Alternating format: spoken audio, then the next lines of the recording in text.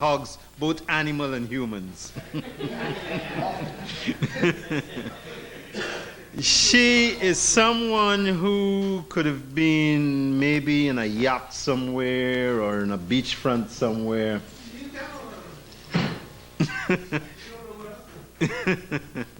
You better don't play with her. She's not in a good mood.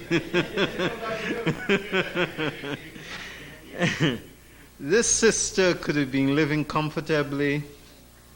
This sister could have been doing a lot of other things because of who she is. She could have been teaching anywhere she chose to, as she was. She's taught up and down the west coast of Africa.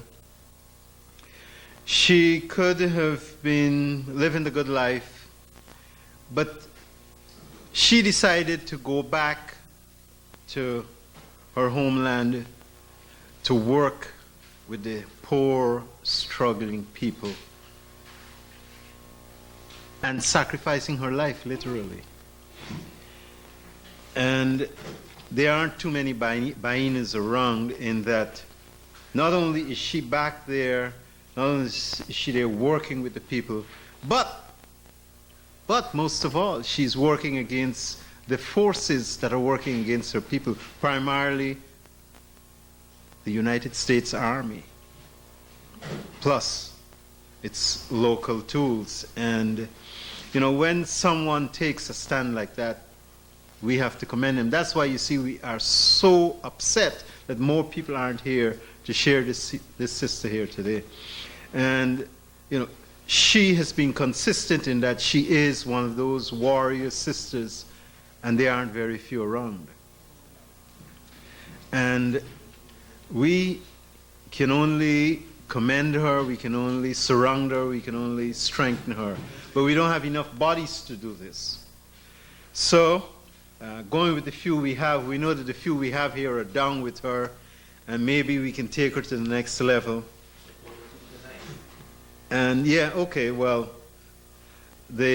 on the 7th of October, you can show your love. We'll have to pass around these flyers, so the absent ones who aren't here will show up at the mansion on the 7th. Thank you, my brother. And you will have to apologize. That doesn't include us here. I think we will be we may be in our good books, but we may not be high up on our hit list. So with the few of us here, I'll just ask you to give her a warm, revolutionary welcome. Our sister Bayinnah Bello.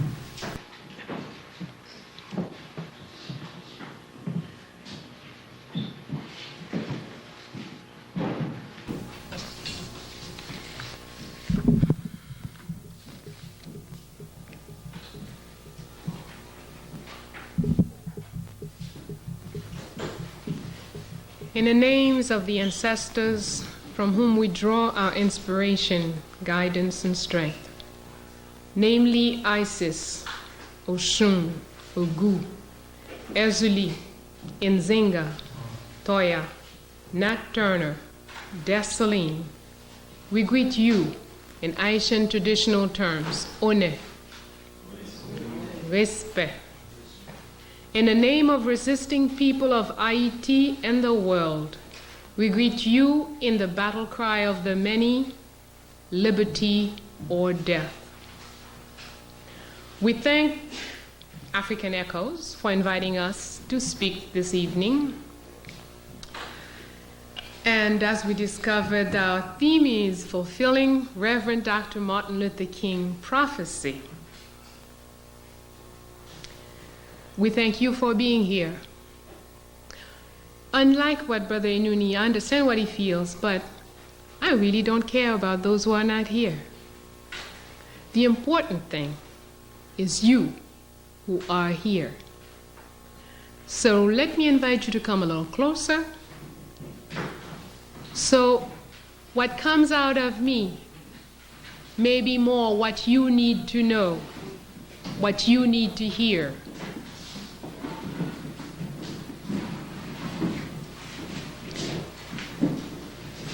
I thank you for the honor of allowing me to speak for you, what you want to know from yourself. Because ultimately, that is all that matters. It doesn't make any difference how many people stand up and clap for you. It makes no difference how many television program or radio program that you go on, what kind of a big star or big whatever you are. Because what is important is, are you yourself? And are you doing what your mission is? We want to know, how does a sister from Haiti going to talk about fulfilling Martin Luther King's dream? Which dream was this? Little white children and little black children, hands in hands? Do you think this may be the dream that I'm going to talk about this evening? No. That dream is not in me, and I don't know of anybody who has this dream. And what is the dream? Well, it is a dream that is not often mentioned. But maybe it was just a mistake, but one day he said that he believed that one day a very small country, somewhere insignificant, would rise up and crush the United States of America. That is the dream I have in common with King. I come from a very small, insignificant country, trodden down, baffled by every so-called nation friend, sister nation, brother country, whatever it is they call themselves, baffled by so-called international community, baffled finally through education, through miseducation, through conditioning, baffled by ourselves, fooled and trampled by ourselves, because we have been trained to do this. But we must know, what is this country? We must know what is the purpose. A nation is what? A nation is a group of families that come together. They have past experience together, common past experience, and they establish a common objective. When you have past experience, which give you culture together, and you establish an objective to work towards, then you become a nation. And if we go back to the time where they were creating this country, Haiti, and please call it by its name, Haiti, not anything that you hear other people calling it. Thank you. This is a land that the founders sat down and decided would be the refuge for all black people throughout the world. It's not whatever little group is living on it. It's not the possession, the propriety of the little group that is there now.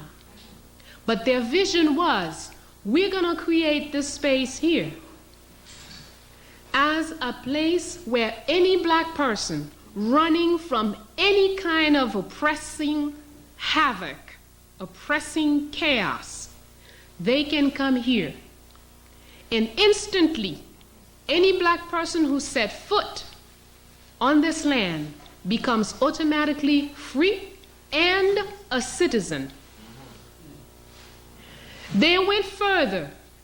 They said anyone freeing slavery who comes to Haiti will be free. But if you're black, you are free and a citizen. Now that is the mission of this country. So Haiti does not mean this small geographical space there. It means everywhere black people can create a space that is a refuge for other black, then that person is in Haiti. Haiti is, as far as I know, the only island in the Caribbean that has its original name. Even though the criminals coming from Europe, arriving on the island of Haiti, that's the name of the entire island. That's what the Arawak people called it. And this for thousands of years before the criminals arrived from Europe. And when they arrived, they find the people there.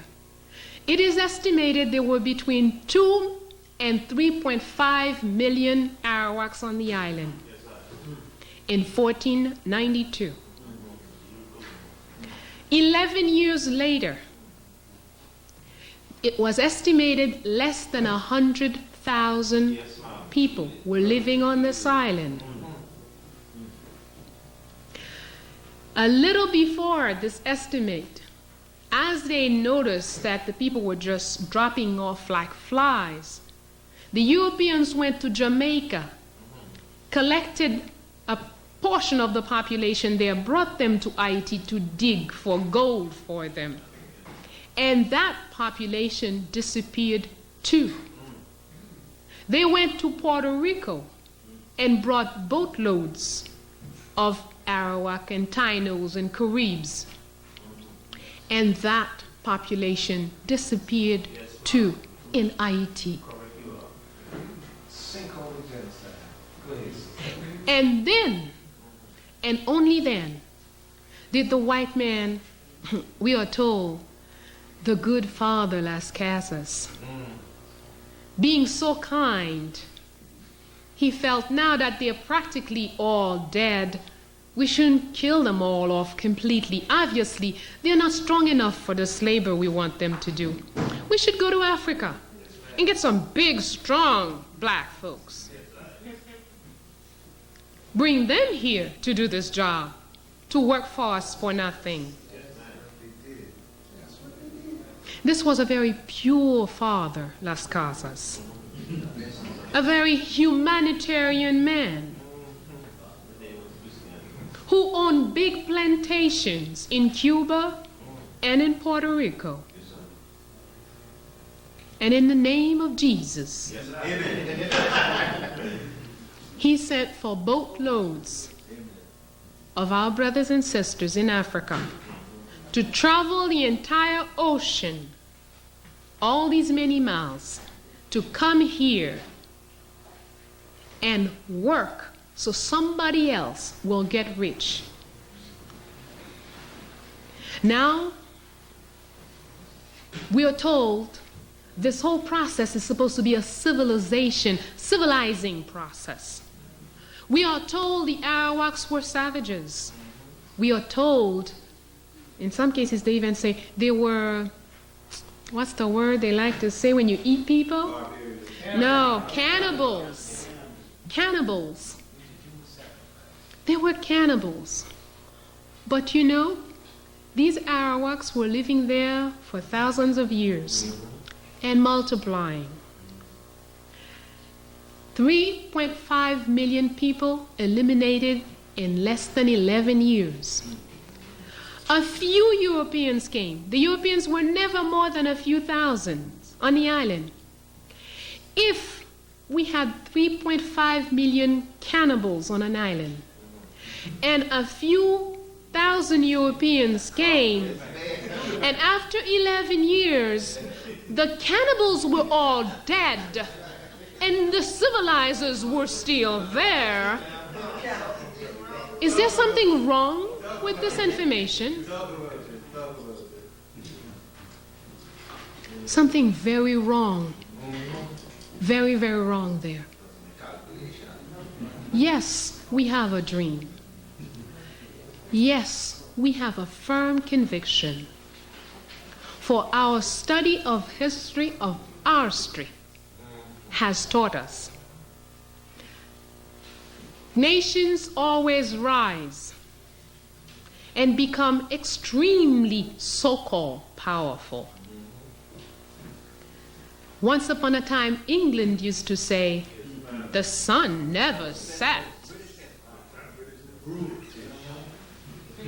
Can they say this today? No, ma'am. Once upon a time, France said a lot of things. Once upon a time, Rome said a lot of things. But every single time, some small, insignificant nation rises and places that monster in its place. And I am certain the same, we will see that same thing. We have seen Russia disintegrate, or USSR. But there was a lot of propping. So a lot of us didn't even understand what really went down. And since it was like family affairs, things were arranged in such a way that you and I couldn't really see what happened. And then you know how it goes in the family. Even if I fight with you, we battle, I crush you down, then I help you get up too when we go in front of other people. So it's very difficult for people to really know what went down inside the room. But that's nothing. They think they did the big crushing for this period, but that's nothing. The best is yet to come.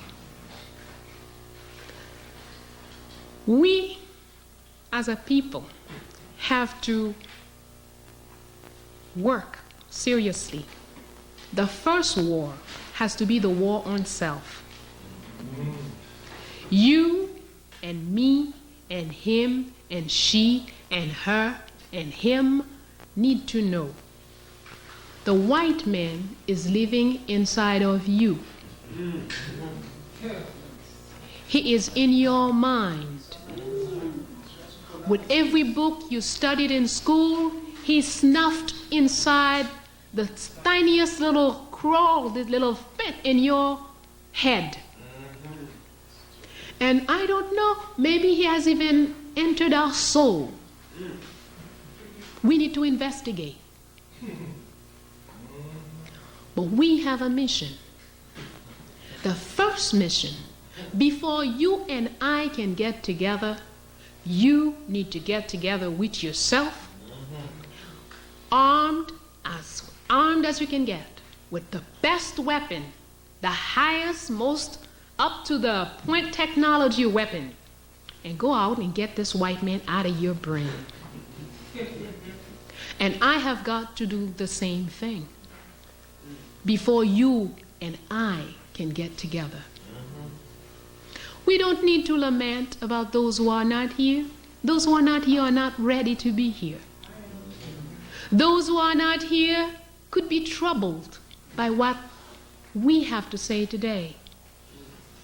We don't know what it is, but whatever it is, we know that it is for those who are here. And the important thing is concentrate, you who are present.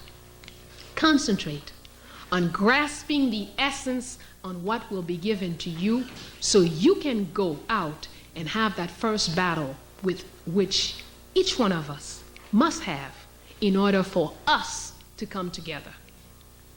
We must go out and face ourselves. Look in the mirror. Tell yourself the truth.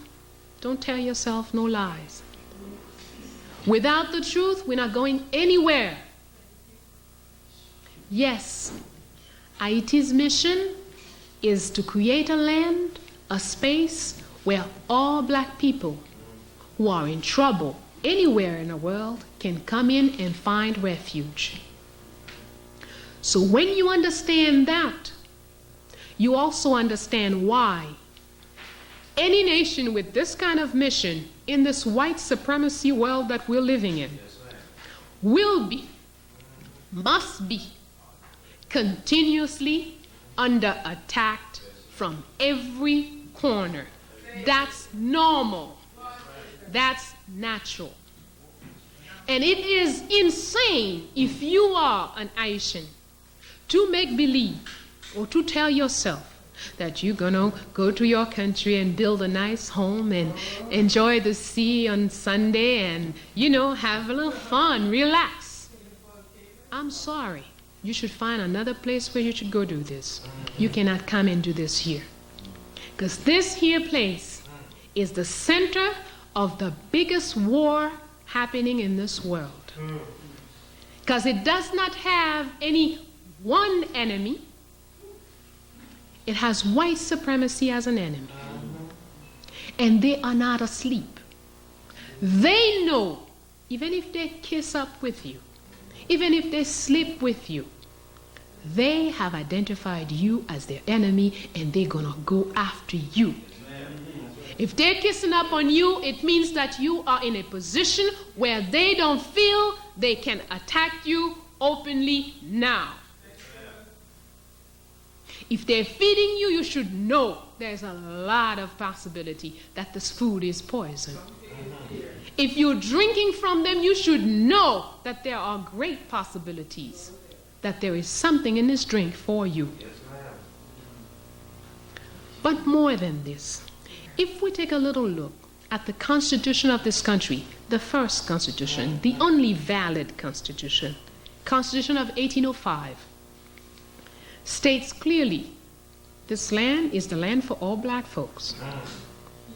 States clearly any black person landing here becomes automatically free and a citizen. States clearly no white man has the right to buy property here or work as master on this land. Clearly. And this law, and now when you learn that Haiti is actually on its, I think we were at Constitution 38 or 39, I don't know how many constitutions we have since the Constitution of 1805. If you understand, and of course in most books, you will not find a copy of the Constitution of 1805. They will begin with the Constitution of 1807. Even though they will have the Constitution of 1801, which is before Haiti's independence. But most people can never find a copy of 1805. But if you understand the mission of this country, then you also understand why this Constitution cannot be this readily available. With every Constitution, they removed the mission of the country little by little. And the very last thing to fall out was the article on white man cannot buy land or work as master on this land. And it was removed in 1915 during U.S. occupation. Yes, ma'am. Tell them who your enemy is. And the Marines encircled the Parliament at that time when they wanted to have this law removed from the books. They had already been manipulating several weeks already. Several new laws came in, removing this one, removing that one. But when they got to this law about white men, even this Parliament, which agreed with almost anything the U.S. asked. The U.S. asked to turn left, everybody turned left. Turn right, everybody turned right. But when they said we must remove this article, every parliamentary person said, not me. I don't want to be involved with this. I'm not here.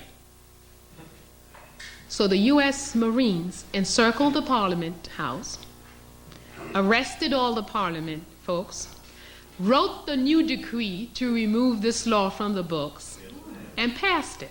Democratically. Democratically, thank you. What kind of democracy that was? Okay. White democracy? Right? So Why? People will tell you many things. I'm sure there are books on tops of books you will read as to why the economic reasons why they had to occupy Haiti. Oh, no. The trouble, so much coup d'etats and too many killings of officials and too much trouble in the country. That's why the U.S. had to occupy Haiti. But here's what the U.S. did. When they came in the first time, they occupied Haiti. First, they changed all the worthwhile laws from the books. I'm sorry, that wasn't first. The very first thing was, Haiti was the only country at that time who did not have their money backed in the Americas, backed by the dollar. Our money was backed by gold. Our entire reserve, gold reserve, was taken away for safekeeping, we were told, and brought to Fort Knox. It has yet to return home. This was 1915. When somebody asks you, why is there so much poverty? When some white person says, oh, I want to go help the poor people in Haiti, so I'm going to bring a little bread and a little water for them. Ask them, why don't you just ask your government to give them back their gold? Right. Yes. So, we're looking at a country that has set a model for black countries. The only country who had a constitution which was in accord with what the purpose of the people. We cannot have black people enslaved or colonized, and then when we're free we say, oh, our colonizers are our best friends. They teach us the laws we should have in the books. We're going to take their books to have the schools. We're going to take their doctors to come and build our hospitals. Why the hell then why don't you just stay in slavery or stay in colonization? We have an example, Nigeria, very important country, 110 million people strong, powerful land, variety in climate. Nigeria has everything to win as a black country. When Nigeria was becoming, and the crackers really didn't want to give Nigeria up. They did not. Because Nigeria was too much wealth, too much of everything. And it had a very dynamic personality, the people of Nigeria. Well, when you read the Constitution of Nigeria, you can hardly tell this is a black nation. But furthermore, the accompanying agreements, Nigerians agreed to live in the hands of England. The educational system, the justice system, the finance system, and the resources. So here we are independent. Here's how it went in Nigeria. We're independent. Hooray! Independence! Wonderful. But England will determine what you do as far as education is concerned, will determine how money is spent and for what, will determine how resources are used, and will determine justice for the next 15 to 20 years. Is that independence? No.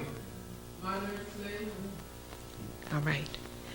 So, Haiti, if you're looking for one country, one black country, coming out of slavery or colonization, that actually had what you call independence, you will not find two examples. Not even Ghana. Ghana is the closest. Ghana has pretty good documents in what they set up. Guinea tried. Paid very dearly for trying. Okay? So, tell me, here we are. I'm a slave master. You're my slaves. I spent 100 years beating up on you, your grandmama, your great-grandmama, making you work for nothing for me. Centuries after centuries. And then one day independence must come. I said, okay, fine, let's have independence. Let's sit down and talk about it. Here's how your independence is going to go, okay? Let me tell you.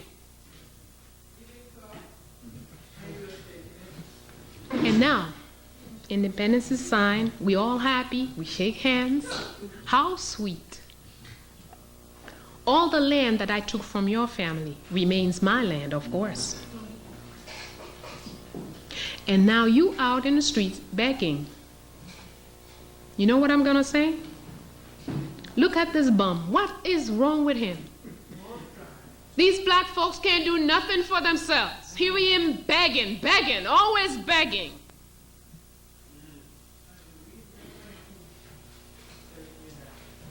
And we are so stupid.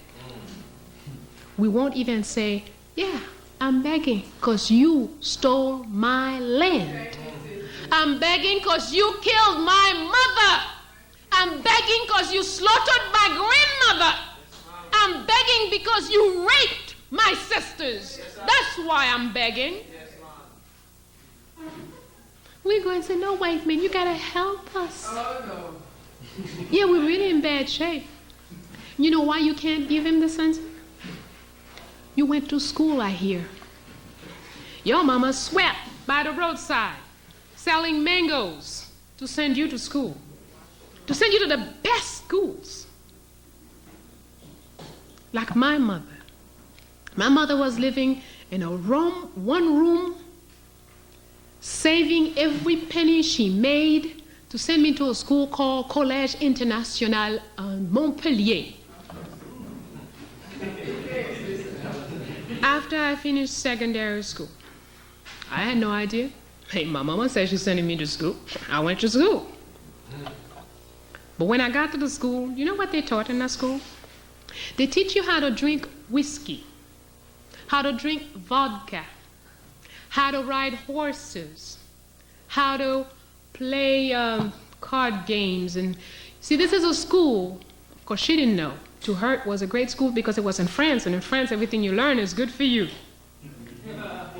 This is a school that children of barons and queens and whatever, who don't have any brains, who don't have anything to do, all they have to do is go and learn how to walk fancy, speak fancy, and drink up a storm without ever looking drunk. It's sad, but it's true. I spent a year, and there was no way I could explain to my mother, this here, where you sent me, I don't belong here. Anyway, to make a long story short, I went, did my year. At the end of the year, I have a diploma. Hey, I know how to drink vodka real good. I know how to dress up. I was forced to press my hair. I think it was 3 times a week I was supposed to press my hair because I was never supposed to have a kink anywhere. I must not be myself, you know. My hair was always to be pulled in a silky, slinky little whatever it was. Okay, I did it all until the last day. When the notes were all posted, I washed my hair with a lot of pleasure. And I blow it all out. Something like tonight. Probably it was much bigger because it was longer then. And I put an African outfit. Without lying, one of my teachers went to the hospital with an infarctus.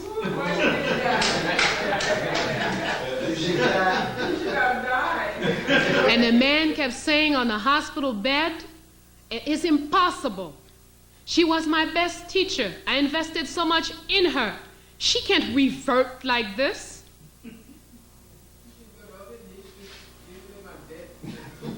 They worked hard to turn me into a white woman. It just didn't take. I was bad earth, bad soil.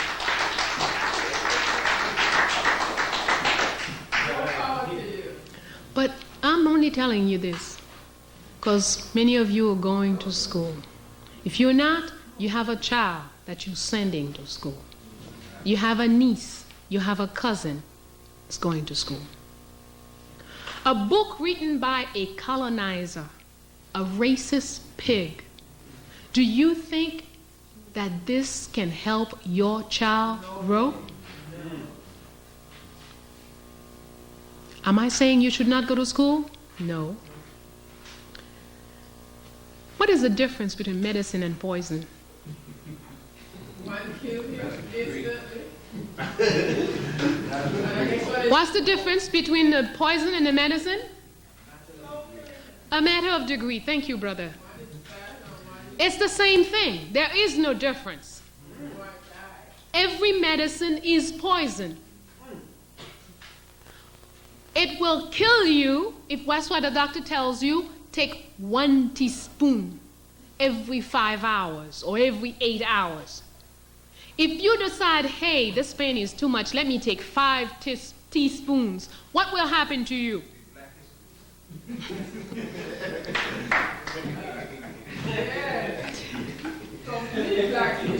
Right? Yes. Every medicine is poison.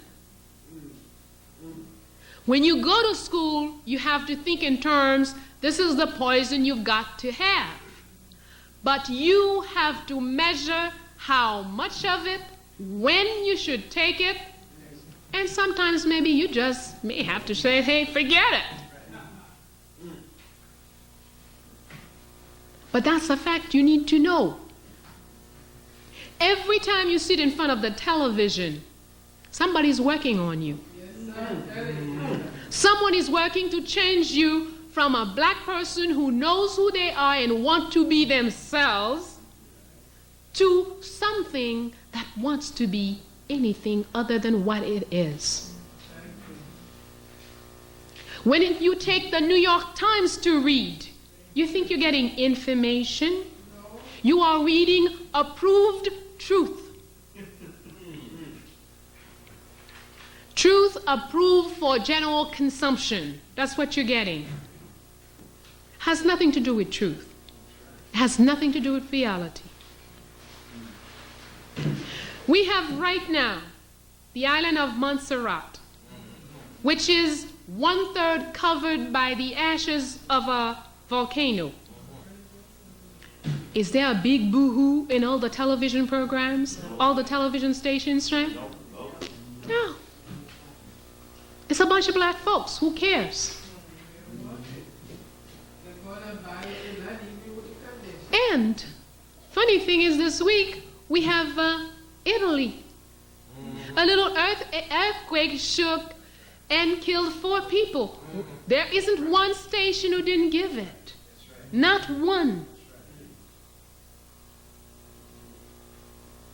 In Haiti, people are dying every day. All kinds of reasons, all kinds of situations. But that's not the problem.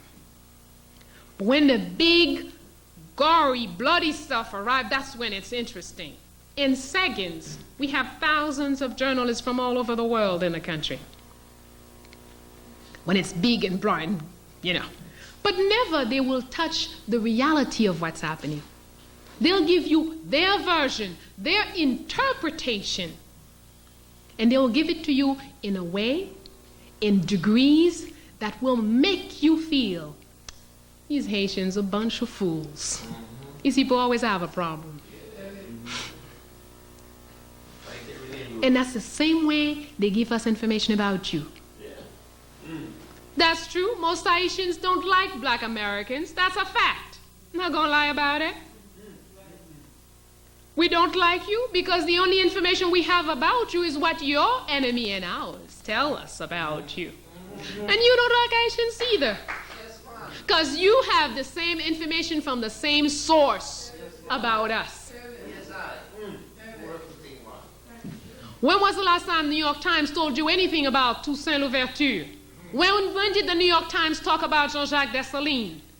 When did you ever hear about what is the mission of this country? They even have us clap to be occupied in 1994.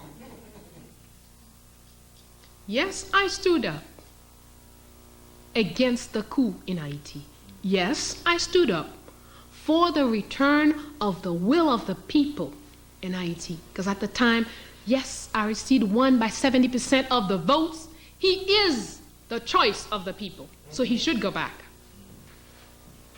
But when I'm told, okay, he's going back with military occupation, I said, no, that's too expensive.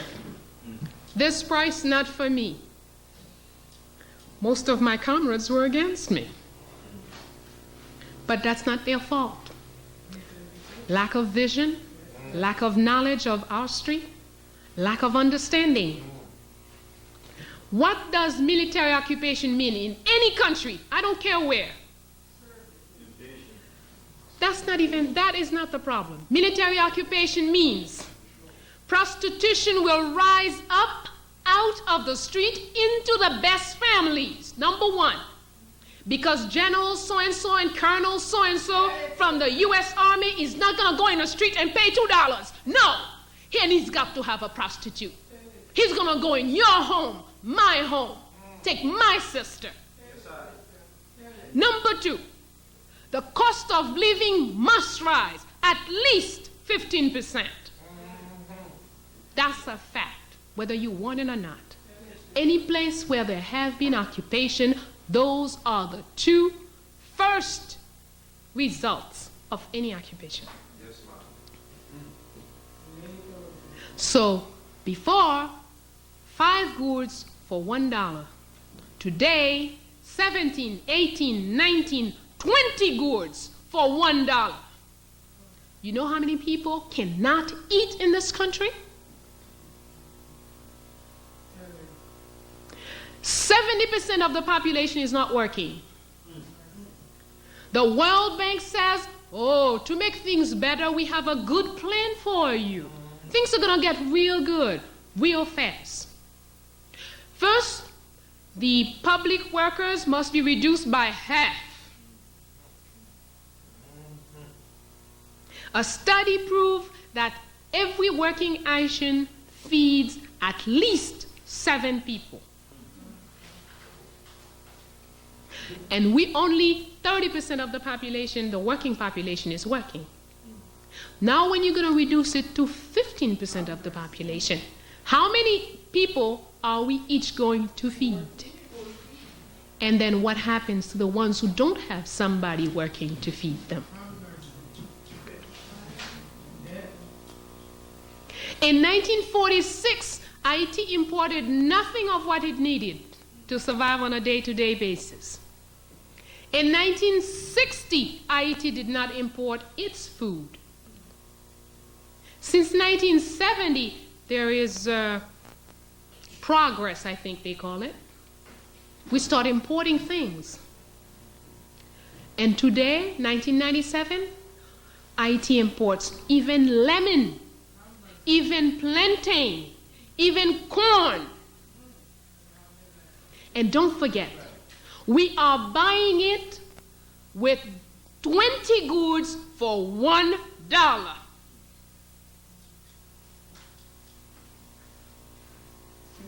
But remember, Haiti is nothing but an example. It's nothing. Whatever we say about Haiti, we could say it about Zaire, we could say it about Nigeria, we could say it about Togo, we could say it about Ghana, we could say it about Guinea, we could say it all over wherever our people are. And that's why we must make it our business. If we say we're serious about growing, if we say we're serious about going to war, you have to know what's happening in every part of your world. Don't sit here, I'm a black American, I'm living in Newark, New Jersey. Well, New York, I have no problem in Newark, New Jersey, we're okay. We have a nice mayor. No, we've got to become involved. Because whatever they're doing to us in Haiti, whatever they did in Zaire, in Lomé, in Ghana, it's coming to you, brother. It's coming your way, if it's not already there. Whatever they do to you, they're coming with us, to us with it. Whatever they do to us, they're coming to you with it. In 1960, Haitians did not know what drug was. 1970, if you say marijuana to somebody in Haiti, what you talking about? Cocaine? Today we have a large drug population since the occupation. Yes. Another wonderful thing that the United States of America does, it's cleaning out its jail populations, we're told. So for the past 3 years, every American Airlines that land in Port-au-Prince has 4 or 5 handcuffed men in the back. These are supposedly Haitians. Nobody checked their papers, nobody really knows. But what is certain, they are hardcore criminals. The U.S. has a program. If you've been in jail 10 years, or you've gone to jail so many times, the next time they arrest you for hardcore crimes, instead of giving you life imprisonment, they can take you back to your country, supposedly.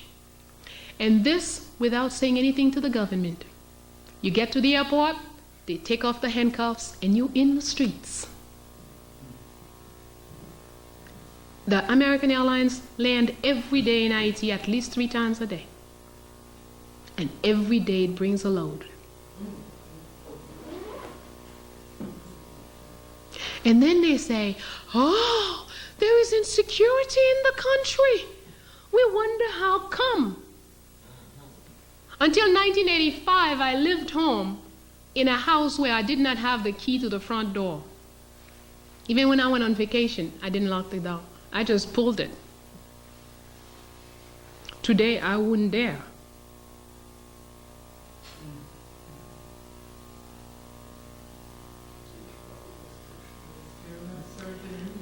But to solve all of this, first element, we must know what's happening. Because if you don't know, you cannot resolve a problem that you have not identified. Number 2, you must get yourself together. Don't look at Zaid and say, well, here's what's wrong with Zaid. Forget it. Bayinnah has to look at Bayinnah. Look at what's wrong with Bayinnah and decide how to cure and clean Bayinnah. Zaid has to take a good look at Zaid, clean up Zaid, and cure Zaid. And when Bayinnah is clean, Zaid is clean, Bayinnah and Zaid can have a program together. Thank you. Yes, sister, thank you.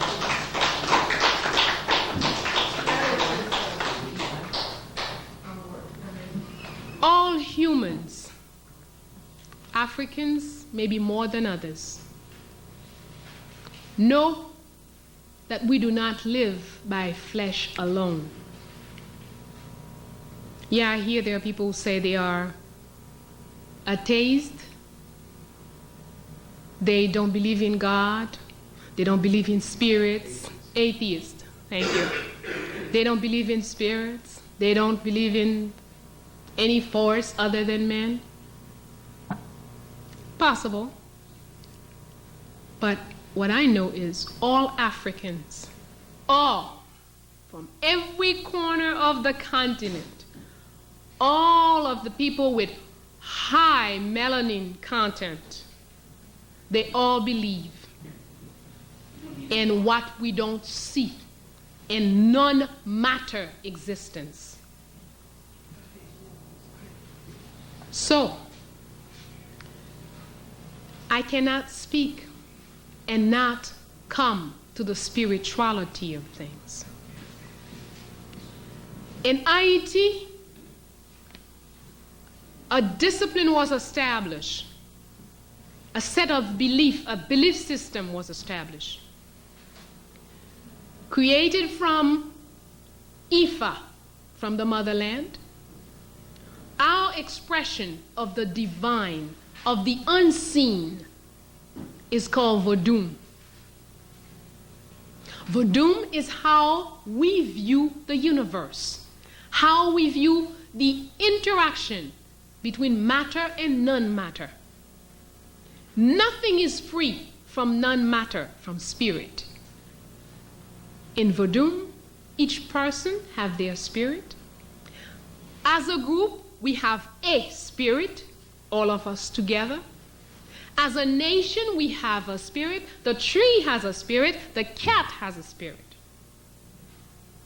And Verdum teaches that if I really want to understand what's going on around me, what's going on in the world where I'm at, I must understand the spirit of things.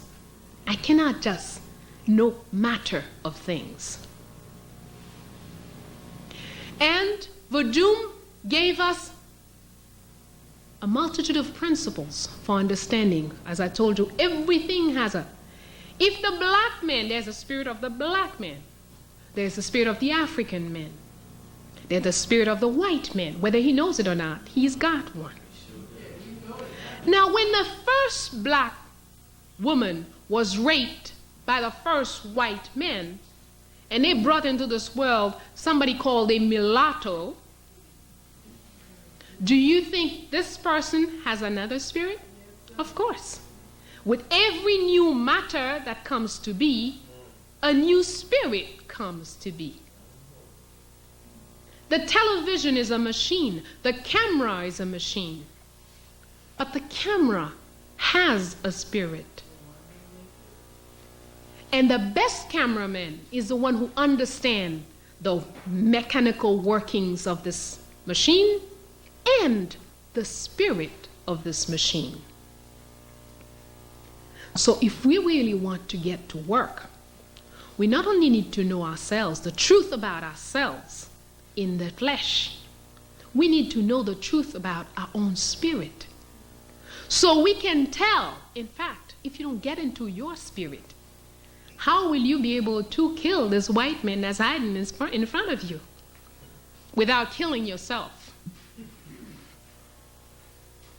He and you are mingled in like this. If you're going to go get him, there's a large chance that you will kill yourself when you shoot at him, unless you know your spirit. And our people in Haiti have devised a system that allows us to understand the spirit of humans. And this understanding of spirits of humans, if we all knew it and applied it, it will make interaction between us so much easier.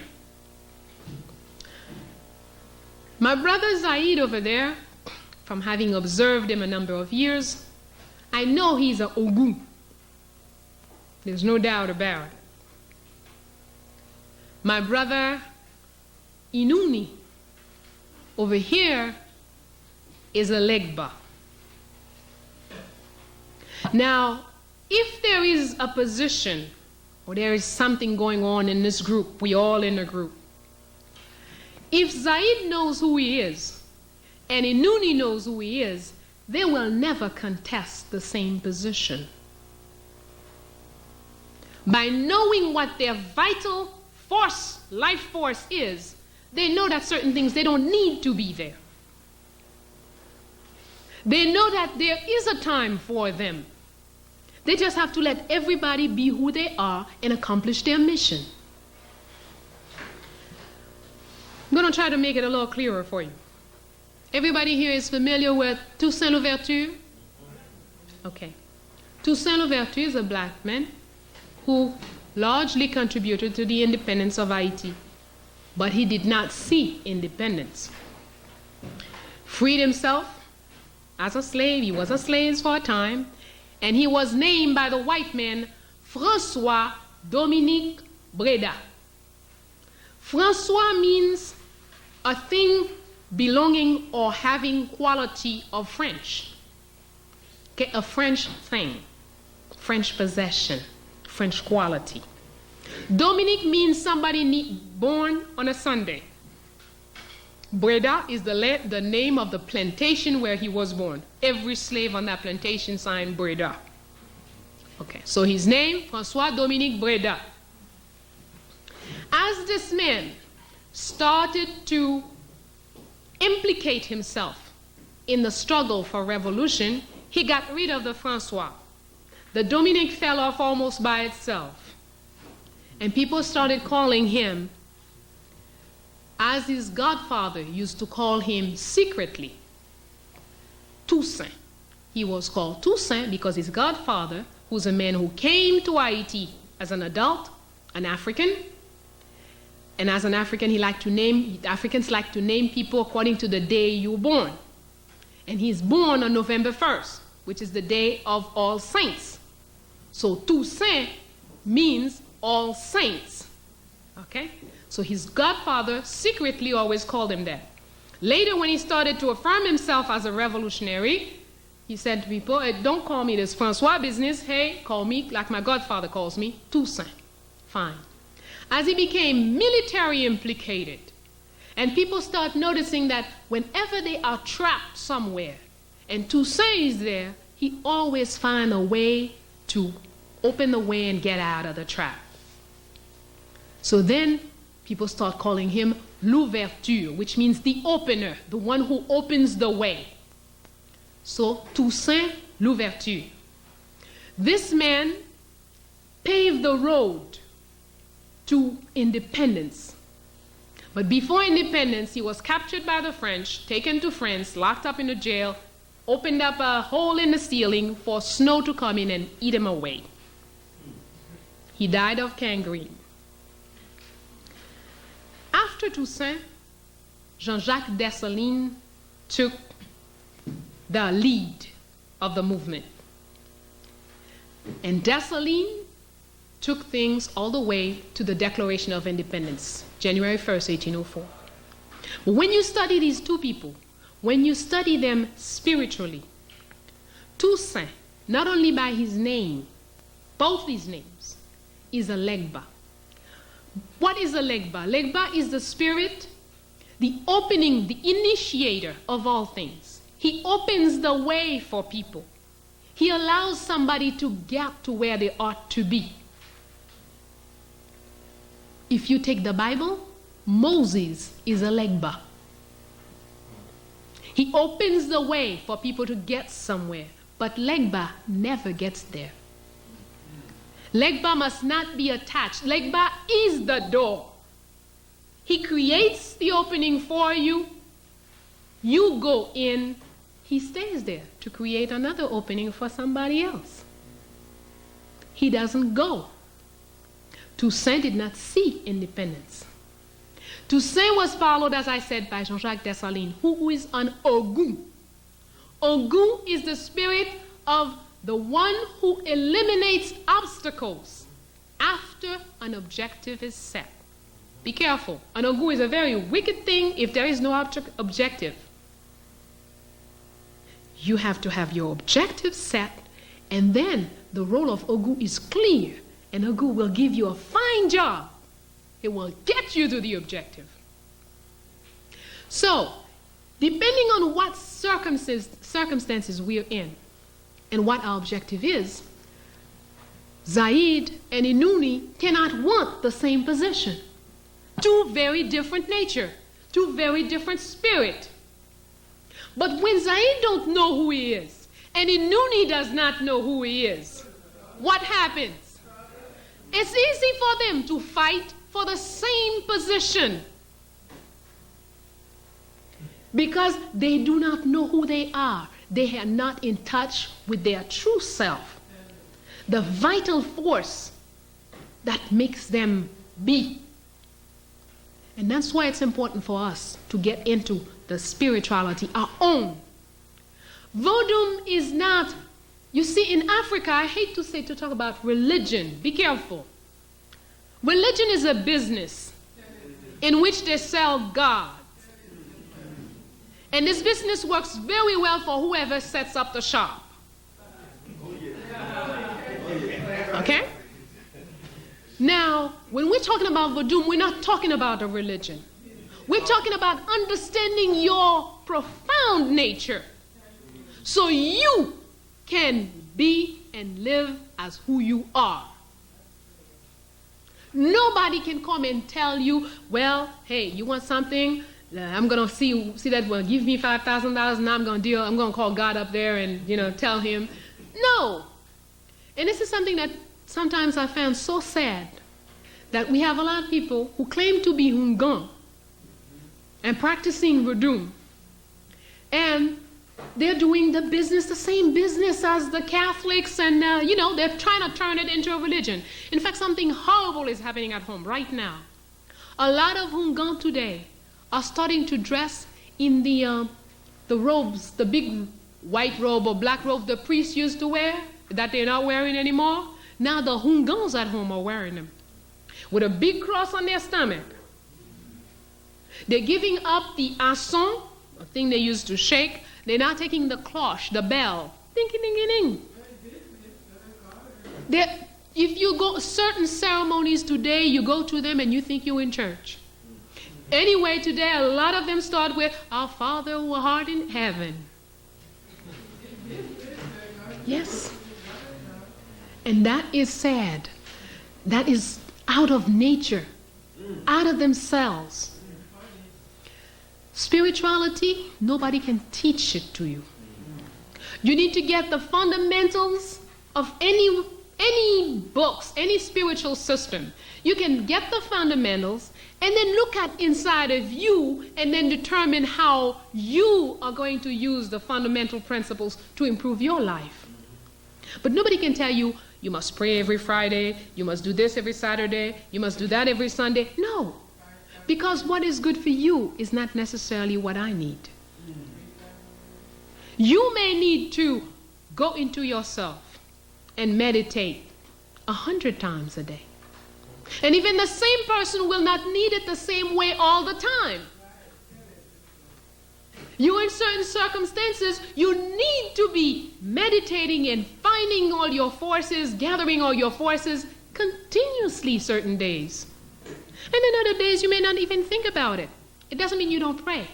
Because everything you say, if you're living your own life, if you are who you are, and you know who you are, and you live working towards realizing your mission in life, every sound of it out of your mouth is a prayer. Every gesture you make is a prayer. Every dance you dance is a prayer. And when you make love with somebody, you are praying. If you know who you are, and this person knows who they are. That's right. That's right. There isn't anything that you do that is not a prayer. When you know who you are. When we're looking at life, taking life as if we were, leaves being blown in the wind. You don't put any objective. You don't set no objectives. You just sit there and complain. Here's something else we're very good at. We can complain for days. And when you say to somebody, what's the solution? Okay, let's try. Nothing's going to work. But they keep doing this. They're doing this to us. No, don't complain. I don't believe in complaining. Look at the truth for what it is. Face up to it. Oshun teaches us. Love, you know what love is? Are you sitting well? Because I know you all been looking at all this television and this movie and reading all these fine romance novels. Don't sugarcoat. Love is knowing your weaknesses, your strength. The weaknesses and strength of your partners, the weaknesses and strength of your enemies. That is love according to Oshun. That is equilibrium. If somebody tells you, "Oh, I love this brother. Look at his little nose." This person don't love you. Person loves your nose, man. You better run. "Oh, I love this sister. Her butt is so cute." Man is a butt man. Don't waste your time with him.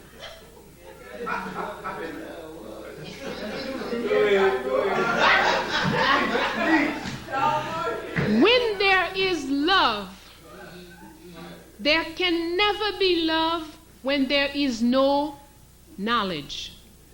Ignorant can't love nothing, not even themselves. Knowledge is the first step to love. I know this brother. I know what he can do. I know his spirit. I love the brother. Yes.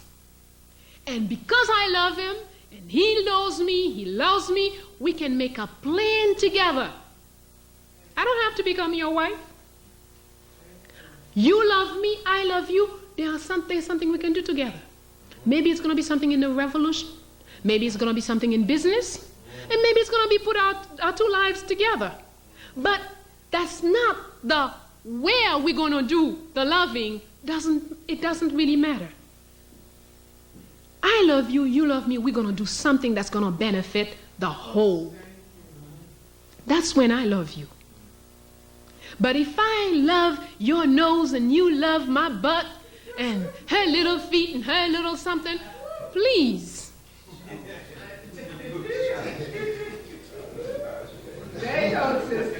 This is not going to take anybody anywhere.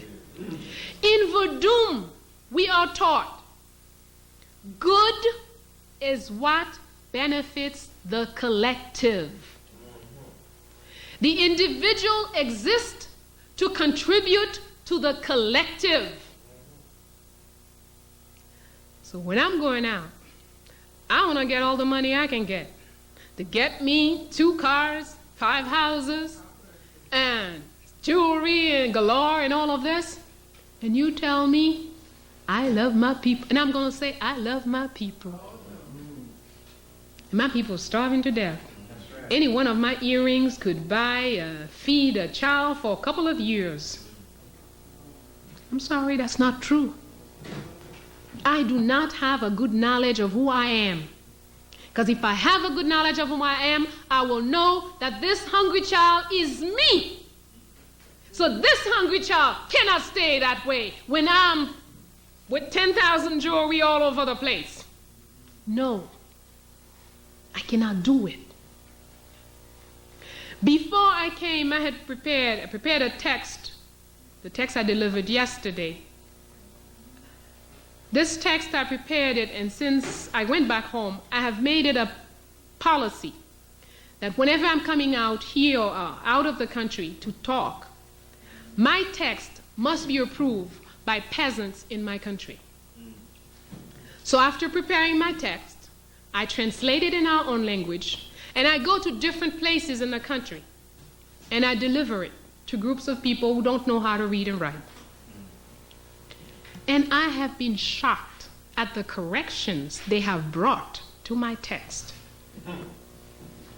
One such correction is a definition of the word success. I had wonderful, I don't know what it is, but I had beautiful words to say what success is. And a peasant, about 72 years old, said, success, that's not that. I said, what do you mean? I mean, I went to school. I should know. I read in big dictionaries. He said, that's not success, sister. What you're describing here is applaud for a particular achievement. That is not success. Success is being who you are in such a complete and stable way that you become the foundation upon which the next generation will feel secure. Yes, sir.